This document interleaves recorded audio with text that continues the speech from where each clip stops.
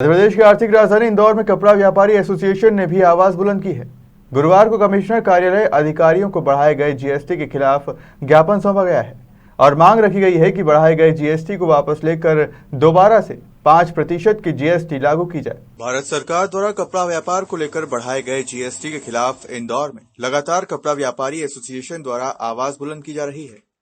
इसी कड़ी में व्यापारियों द्वारा संगठित रूप से कमिश्नर कार्यालय पहुंचकर सरकार के खिलाफ ज्ञापन सौंपा गया है और मांग रखी गई है कि जो 12% का कपड़े पर जीएसटी बढ़ाया गया उसे वापस लेकर 5% जीएसटी कर दिया जाए। पूरे मामले पर व्यापारी एसोसिएशन के अध्यक्ष का कहना है कि आजादी के समय कपड़े पर किसी भी तरह का कोई टैक्स नहीं लगता था, जिस कारण से गांव और गरीब तबके का आदमी कपड़ा व्यापार से जुड़ा हुआ था और हर किसी को आसानी से यह व्यापार संचालित करने में सुविधा उपलब्ध होती थी। लेकिन 2017 में सरकार द्वारा 5% का जीएसटी टैक्स लागू कर दिया गया, जिससे गरीब तबके का और गांव का व्यापारी पूरी तरह से खत्म हो गया और फिर अब जो है कि यह टैक्स बढ़ाकर 12% कर दिया गया है, जिसके कारण व्यापार करने में काफी दिक्कतों का सामना करना पड़ रहा है। क्या मांगों को लेकर मांग हमारी सभी को मालूम है कि जीएसटी जो कपड़े पे पहले आज़ादी के बाद बिल्कुल नहीं था, उसको 2017 से 5% कपड़े पर लागू किया। उसके कारण कपड़े के छोटे मोटे व्यापारी जो छोटे गांवों में थे वो खत्म हो गए। लेकिन अब तो हमारे अस्तित्व का सवाल पैदा हो गया है, क्योंकि कपड़े पे यदि 12% टैक्स होता है, कपड़े का मूल धंधा उधारी पे ही चलता है। 80% धंधा उधारी का है। यदि उधारी पे हम माल बेचते हैं और सरकार को 12% से देना है तो 2 लाख रुपए का कपड़ा बेचा तो 24,000 रुपये हमको सरकार को जमा कराना पड़ेंगे। हमारा कपड़ा का पैसा आया या नहीं आया, ये बात की बात है। तो हमारा अस्तित्व का सवाल है। तो पूरे देश में इसका विरोध हो रहा है और पूरे देश के व्यापारी संगठित हैं।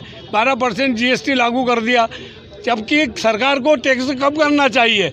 एक सिद्धांत है कि टैक्स कम होगा, लोग चोरी कम करेंगे, टैक्स ज़्यादा आएगा। लेकिन ज़्यादा टैक्स होगा तो निश्चित रूप से चोरी बढ़ेगी और टैक्स कम आएगा और व्यापारी को व्यापार करने में परेशानी भी होगी। साथ ही मध्य प्रदेश सरकार ने अभी ई-वे बिल पहले लागू किया था, व्यापारियों को विरोध के कारण उसको वापस ले लिया था। लेकिन क्या मालूम क्यों बिना किसी व्यापारी की सहमति से हमसे बात करे बिना वापस ई-वे बिल को लागू कर दिया गया है, जो कि व्यवहारिक रूप से बिल्कुल संभव नहीं है। कोई भी व्यापारी ई-वे बिल भर नहीं सकता है। व्यापार की परिस्थितियों को समझना चाहिए सरकार को।